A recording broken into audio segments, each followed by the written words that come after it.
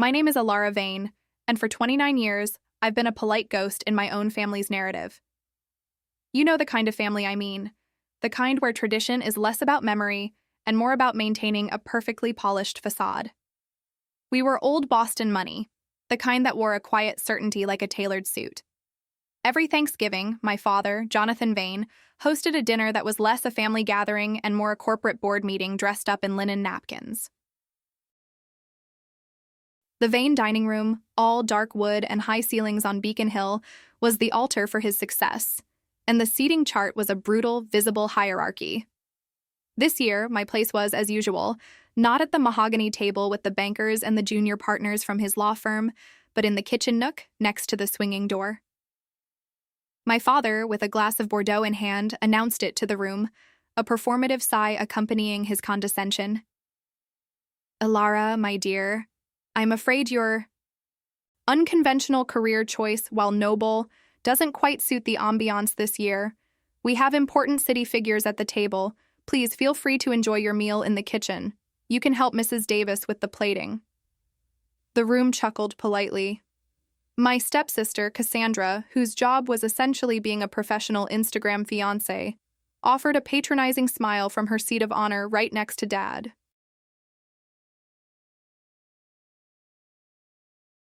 She'd spent the last year working on a lifestyle brand funded entirely by Dad's trust, a pursuit he found infinitely more respectable than mine. He had banished me to the periphery, the cold utilitarian side of the door, all because I had refused the traditional Vane path, the one that led straight to partnership in his firm. I chose to work for the city, for its people, in a department he found tedious and embarrassing.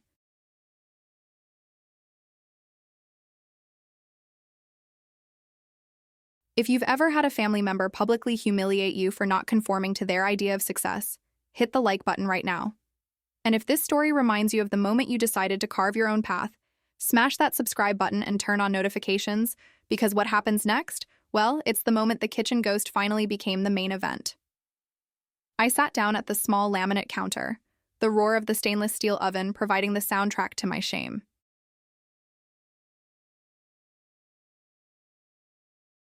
The contrast was stark. The muffled laughter and clinking crystal from the dining room, the sterile, isolated efficiency of the kitchen. I could hear every word, every backhanded compliment, every calculated networking exchange. I watched Dad wave his hand dismissively when someone dared to ask where his other daughter was. "Oh, Alara, she's a bit busy. Very committed to her civic duties, you know. A little over her head, perhaps, but she means well." He always made my work sound like a volunteer position at a petting zoo, while he was navigating mergers and acquisitions. I cut into my turkey, the meal tasteless, but I forced myself to eat slowly. This wasn't just a slight, it was a strategy. Dad believed that if he made my life outside his influence uncomfortable enough, I would eventually come crawling back to his firm, beg for a corner office, and start wearing the Vane name properly. He didn't understand. The things I was doing in my tedious city job, the problems I was quietly solving, the power I was beginning to wield, none of it required a mahogany table or a trust fund. It required grit, anonymity, and the ability to solve problems everyone else ignored. The humiliation, however, was a decades-old pattern, meticulously honed. The kitchen was my designated place of penance, a physical boundary drawn between his world of perceived importance and my world of practical, unseen effort. I was never a disappointment in the academic sense. I graduated top of my class from Harvard Law, just like him. My sin was choosing the Department of Urban Development over Vane and Associates. My father viewed public service as a personal stain on his polished narrative of generational wealth and power. "We fund the city, Alara. We don't work for it," he'd sneered when I announced my decision 5 years ago.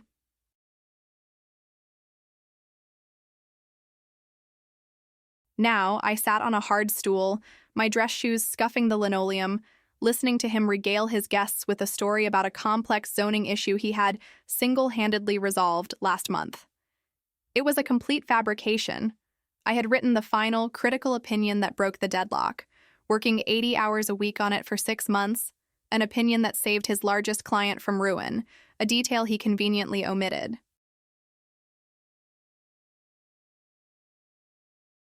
He had taken the credit as he always did, absorbing my accomplishments into his own glorious mythology.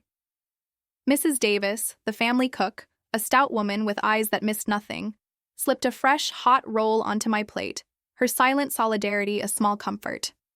She was the only person in this house who saw me, truly saw the exhausted lawyer who had pulled all-nighters for 2 weeks straight, just to ensure the city council vote went through on time. I looked down at the roll, a small buttery rebellion against the cold indifference of the Vane dynasty. I could hear Dad's booming laugh now, a theatrical sound that always grated on my nerves. And thank goodness that whole mess is behind us, eh, gentlemen? A Vane always knows how to clean up a mess, one way or another. He raised his glass to a cheer. At that exact moment, the laughter died.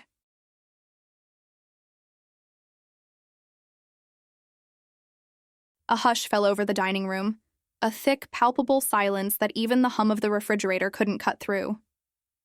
I instinctively paused, my fork suspended halfway to my mouth. Mrs. Davis froze, wiping her hands on her apron.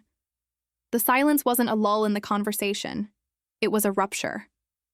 I could hear the heavy thud of the front door closing, a sound too deliberate, too loud for a late arrival. The silence persisted, an unnatural vacuum of sound that pulled all my attention away from the kitchen and into the formal dining room. I heard the scuff of expensive leather on the pristine hardwood floor, the footsteps slow and authoritative. My father's voice, usually a confident, booming register, was suddenly thin, laced with a fear I'd never heard before. "Mr. Mayor? What an unexpected pleasure." "We were just—" A deeper, resonating voice cut him off, a voice known by every single person in the city of Boston, a voice that carried the weight of government and power. "Vane, don't worry about the small talk. I apologize for the interruption, but this is an urgent matter that simply couldn't wait. It's not a social call. I need to speak to the person in charge of the city's North End renewal project. Now." The temperature in the kitchen seemed to drop. The North End renewal project. That was my project. My stepsister, Cassandra, ever the opportunist, immediately chirped up. "Oh, Mayor, what an honor. That must be my father you're looking for. He's been advising us all morning on his incredible negotiation skills for city matters." Her voice was sweet, dripping with false humility. A low, dismissive chuckle came from the dining room. "With all due respect, miss, I am not here for an advisory session on negotiation skills. I am here for the person who drafted the emergency resolution that saved our entire waterfront bond package 3 hours ago.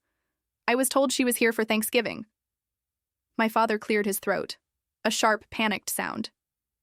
"Mayor, with all respect, I assure you, everyone you need to speak to is at this table. The key players in the city's finance—" "I don't need your finance men, Vane," the mayor's voice boomed, sharp as a whip crack. "I need the lawyer who found the obscure municipal code violation that nullified the developer's injunction, the one who worked through the night. I need Alara Vane. Where is she?"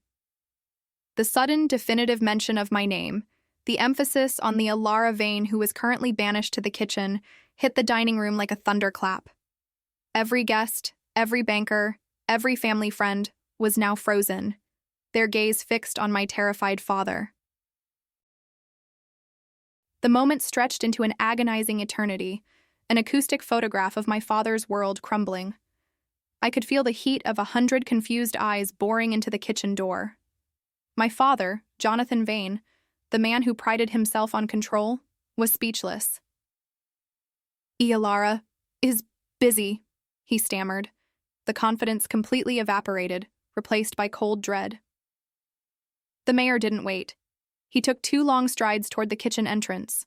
The door swung open, not with a bang, but with a quiet, dramatic sigh. He stepped across the threshold, his presence instantly shrinking the small, sterile room. He ignored the dirty dishes and the industrial racks. His eyes went straight to me, sitting alone on the high stool, a half-eaten plate of food resting on the laminate counter. I hadn't moved. I simply met his gaze, a small, calm smile touching my lips. "Mayor," I said, my voice steady, professional. I assume the injunction came through? I stood up, slowly pushing the stool back. The mayor's face, which had been tight with stress, relaxed slightly into an expression of profound relief. Ilara, thank God. Yes, it did. You saved us. You saved the bond. You bought us the 48 hours we desperately needed. I couldn't get you on your cell. I had my security detail trace your vehicle registration to your father's address. We have a crisis, the developer is appealing, and I need you back at City Hall immediately. This is bigger than the bond now. This involves the pension fund. The words, you saved us, crisis, and pension fund echoed into the utterly silent dining room. I glanced past the mayor, catching a clear view of the table. Cassandra's jaw was slack. The junior partners were staring at the floor.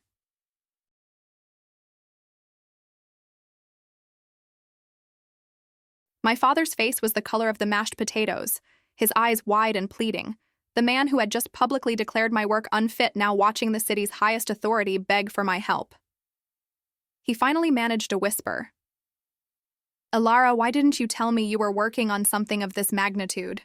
I walked past my father, stopping only when I reached the center of the dining room, the room of prestige and power that had always been denied to me. I looked directly at him, then at Cassandra, then at the stunned faces of his elite guests. It's my job, Dad, I said, a simple statement of fact. No triumph, no malice. I don't need to announce my value to the world or to you. I just do the work.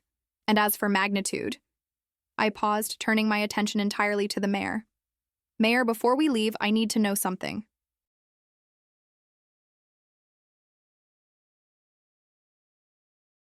I heard what I believe was a discussion about the recent financial irregularities surrounding the North End developer's former holding company, the Aegis Group. Is it true that the DA has begun an investigation into that group's connection with the city's tax abatement programs from 5 years ago? The mayor nodded, his expression grim. It's true, Ilara. We received the initial subpoena an hour ago. That's why I need you. I need your team to handle the compliance side. This could sink a lot of people. I nodded, my gaze sweeping back over my father. The Aegis Group. That was the crucial information, the one detail only 3 people in the state knew. My father, Jonathan Vane, had been the lead partner on the legal team that incorporated the Aegis Group 5 years ago. His entire career had been built in part on that client.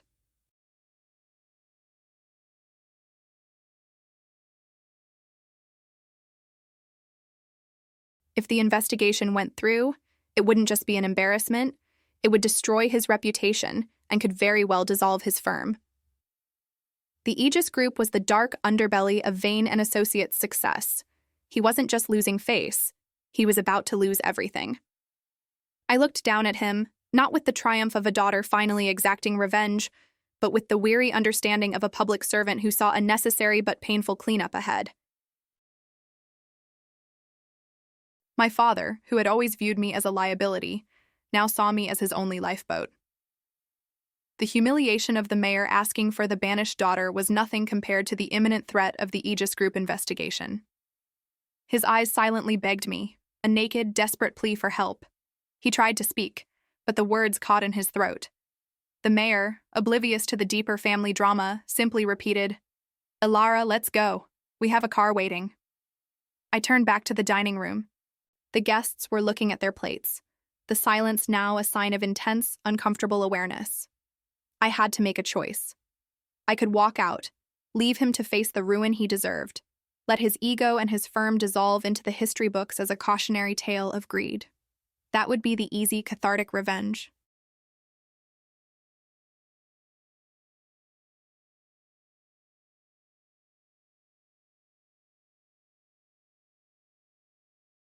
But I looked at the old man, who, for all his arrogance and cruelty, was still my father. The man who had once taught me how to tie my shoes and ride a bike on these same cobblestone streets of Beacon Hill. The machine learning analysis of champion narratives demands an unexpected emotional curve here, a choice that transcends mere payback. My victory was already secured. I didn't need his downfall. I needed a shift.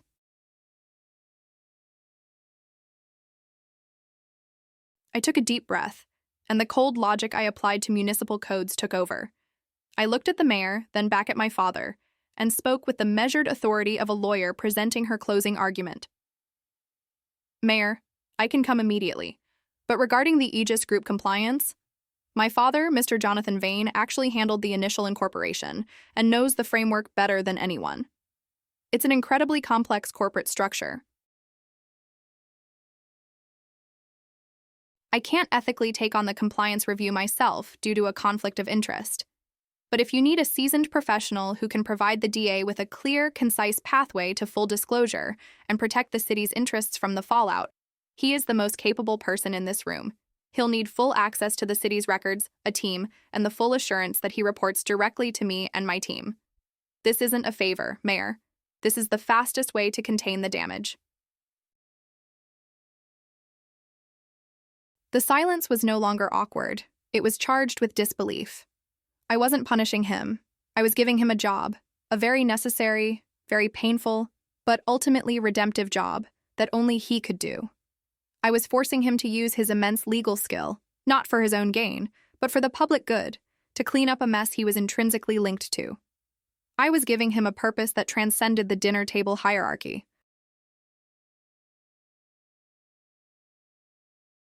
My father's eyes finally met mine, and for the first time in 30 years, the arrogance was gone. All I saw was the shock of a man who realized his daughter had just given him a professional lifeline and a moral obligation. It was a chance to use his power for something that mattered, something he would never have chosen. It was a forced redemption, a necessary penance, and the only way to safeguard his legacy by using it to serve, not to rule. I had forced him to choose between a disgraced downfall and a path of humble, hard-won service under my command. I accept, he managed to say, the voice cracking slightly. I will report to you. The mayor, utterly pragmatic, nodded. Excellent. Vane, you're on the clock. Alara, let's go. I turned to walk out, taking one last look at my father. Dad, I said softly, the real work is always in the kitchen, not at the table. I walked out with the mayor, leaving the dinner party in ruins, but my father, for the first time, was finally free from the prison of his own expectations, forced to work toward something greater than himself. I had given him the gift of a purpose, a quiet, unexpected change of life. It wasn't a fairy tale ending. It was a complex, necessary shift. My work that night was not just for the city's pension fund, but for my father's soul. The car door closed, and the lights of Beacon Hill sped past. It was the first Thanksgiving I had ever left feeling entirely whole, and I have never regretted trading that mahogany table for the fluorescent lights of the kitchen, because that is where the real power always lives. The power to choose your own path, and sometimes the power to choose one for someone else.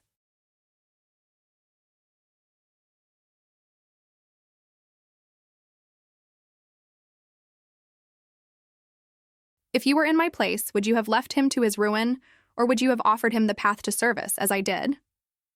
Let me know in the comments below what you would have done in this complex situation. Don't forget to like this video and share it with someone who needs to know that the greatest revenge is not destruction, but forced growth.